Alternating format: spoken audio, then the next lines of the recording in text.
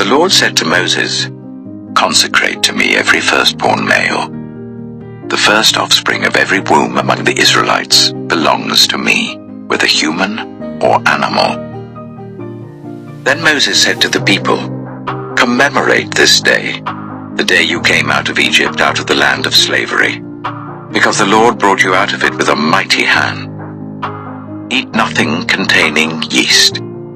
Today, in the month of Aviv, you are leaving. When the Lord brings you into the land of the Canaanites, Hittites, Amorites, Hivites, and Jebusites, the land he swore to your ancestors to give you, a land flowing with milk and honey, you are to observe this ceremony in this month. For 7 days eat bread made without yeast, and on the 7th day hold a festival to the Lord. Eat unleavened bread during those 7 days. Nothing with yeast in it is to be seen among you, nor shall any yeast be seen anywhere within your borders. On that day tell your son, 'I do this because of what the Lord did for me when I came out of Egypt.' This observance will be for you like a sign on your hand and a reminder on your forehead that this law of the Lord is to be on your lips. For the Lord brought you out of Egypt with his mighty hand. You must keep this ordinance at the appointed time, year after year. After the Lord brings you into the land of the Canaanites and gives it to you, as he promised on oath to you and your ancestors, you are to give over to the Lord the first offspring of every womb. All the firstborn males of your livestock belong to the Lord. Redeem with a lamb every firstborn donkey. But if you do not redeem it, break its neck. Redeem every firstborn among your sons. In the days to come, when your son asks you, 'What does this mean?' say to him, 'With a mighty hand the Lord brought us out of Egypt, out of the land of slavery. When Pharaoh stubbornly refused to let us go, the Lord killed the firstborn of both people and animals in Egypt. This is why I sacrifice to the Lord the first male offspring of every womb, and redeem each of my firstborn sons. And it will be like a sign on your hand, and a symbol on your forehead, that the Lord brought us out of Egypt with his mighty hand.'" When Pharaoh let the people go, God did not lead them on the road through the Philistine country, though that was shorter. For God said, if they face war, they might change their minds and return to Egypt. So God led the people around by the desert road towards the Red Sea. The Israelites went up out of Egypt ready for battle.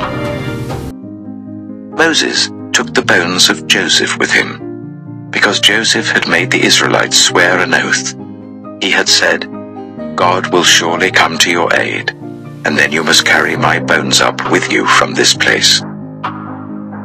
After leaving Succoth, they camped at Etham on the edge of the desert. By day the Lord went ahead of them in a pillar of cloud to guide them on their way, and by night in a pillar of fire to give them light, so that they could travel by day or night. Neither the pillar of cloud by day nor the pillar of fire by night left its place in front of the people. Then the Lord said to Moses, "Tell the Israelites to turn back and camp near Pi-hahiroth, between Migdol and the sea. They are to camp by the sea, directly opposite Baal-zephon. Pharaoh will think, the Israelites are wandering around the land in confusion, hemmed in by the desert. And I will harden Pharaoh's heart, and he will pursue them. But I will gain glory for myself through Pharaoh and all his army, and the Egyptians will know that I am the Lord." So the Israelites did this. When the king of Egypt was told that the people had fled, Pharaoh and his officials changed their minds about them and said, "What have we done? We have let the Israelites go and have lost their services." So he had his chariot made ready and took his army with them.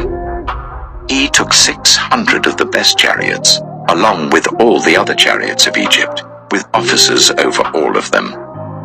The Lord hardened the heart of Pharaoh, king of Egypt, so that he pursued the Israelites who were marching out boldly.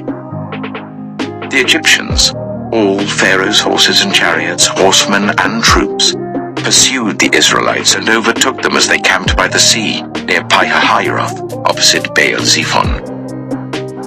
As Pharaoh approached, the Israelites looked up, and there were the Egyptians marching after them. They were terrified and cried out to the Lord. They said to Moses, "Was it because there were no graves in Egypt that you brought us to the desert to die? What have you done to us by bringing us out of Egypt? Didn't we say to you in Egypt, 'Leave us alone, let us serve the Egyptians'? It would have been better for us to serve the Egyptians than to die in the desert." Moses answered the people, "Do not be afraid. Stand firm, and you will see the deliverance the Lord will bring you today. The Egyptians you see today, you will never see again. The Lord will fight for you. You need only to be still." Then the Lord said to Moses, "Why are you crying out to me? Tell the Israelites to move on. Raise your staff and stretch out your hand over the sea to divide the water, so that the Israelites can go through the sea on dry ground. I will harden the hearts of the Egyptians, so that they will go in after them. And I will gain glory through Pharaoh and all his army, through his chariots and his horsemen. The Egyptians will know that I am the Lord, when I gain glory through Pharaoh, his chariots, and his horsemen." Then the angel of God, who had been traveling in front of Israel's army, withdrew and went behind them. The pillar of cloud also moved from in front and stood behind them, coming between the armies of Egypt and Israel. Throughout the night the cloud brought darkness to the one side and light to the other, so neither went near the other all night long. Then Moses stretched out his hand over the sea, and all that night the Lord drove the sea back with a strong east wind and turned it into dry land. The waters were divided, and the Israelites went through the sea on dry ground, with a wall of water on their right and on their left. The Egyptians pursued them, and all Pharaoh's horses and chariots and horsemen followed them into the sea. During the last watch of the night, the Lord looked down from the pillar of fire and cloud at the Egyptian army and threw it into confusion. He jammed the wheels of their chariots so that they had difficulty driving. And the Egyptians said, "Let's get away from the Israelites. The Lord is fighting for them against Egypt." Then the Lord said to Moses, "Stretch out your hand over the sea, so that the waters may flow back over the Egyptians and their chariots and horsemen." Moses stretched out his hand over the sea, and at daybreak the sea went back to its place. The Egyptians were fleeing towards it, and the Lord swept them into the sea. The water flowed back and covered the chariots and horsemen, the entire army of Pharaoh that had followed the Israelites into the sea. Not one of them survived. But the Israelites went through the sea on dry ground, with the wall of water on their right and on their left. That day the Lord saved Israel from the hands of the Egyptians, and Israel saw the Egyptians lying dead on the shore. And when the Israelites saw the mighty hand of the Lord displayed against the Egyptians, the people feared the Lord and put their trust in him and in Moses his servant.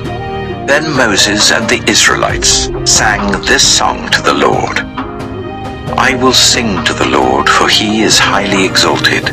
Both horse and driver he has hurled into the sea. The Lord is my strength and my defense. He has become my salvation. He is my God, and I will praise him, my father's God, and I will exalt him. The Lord is a warrior. The Lord is his name. Pharaoh's chariots and his army he has hurled into the sea. The best of Pharaoh's officers are drowned in the Red Sea. The deep waters have covered them. They sank to the depths like a stone.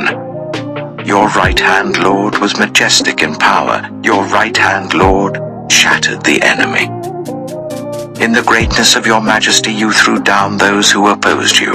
You unleashed your burning anger. It consumed them like stubble. By the blast of your nostrils the waters piled up. The surging waters stood up like a wall. The deep waters congealed in the heart of the sea. The enemy boasted, I will pursue, I will overtake them, I will divide the spoils, I will gorge myself on them, I will draw my sword, and my hand will destroy them. But you blew with your breath, and the sea covered them. They sank like lead in the mighty waters. Who among the gods is like you, Lord? Who is like you, majestic in holiness, awesome in glory, working wonders? You stretch out your right hand and the earth swallows your enemies. In your unfailing love you will lead the people you have redeemed. In your strength you will guide them to your holy dwelling.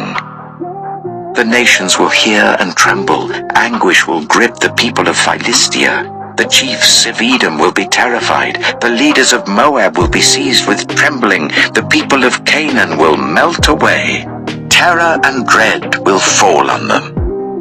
By the power of your arm, they will be as still as a stone, until your people pass by, Lord, until the people you bought pass by. You will bring them in and plant them on the mountain of your inheritance, the place, Lord, you made for your dwelling, the sanctuary, Lord, your hands established. The Lord reigns forever and ever.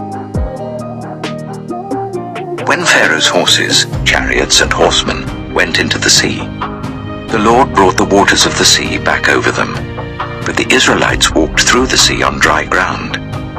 Then Miriam, the prophet, Aaron's sister, took a tambourine in her hand, and all the women followed her with tambourines and dancing.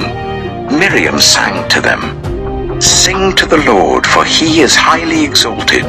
Both horse and driver he has hurled into the sea. Then Moses led Israel from the Red Sea, and they went into the desert of Shur. For 3 days they traveled in the desert without finding water. When they came to Marah, they could not drink its water because it was bitter. That is why the place is called Marah. So the people grumbled against Moses, saying, What are we to drink? Then Moses cried out to the Lord, and the Lord showed him a piece of wood. He threw it into the water, and the water became fit to drink.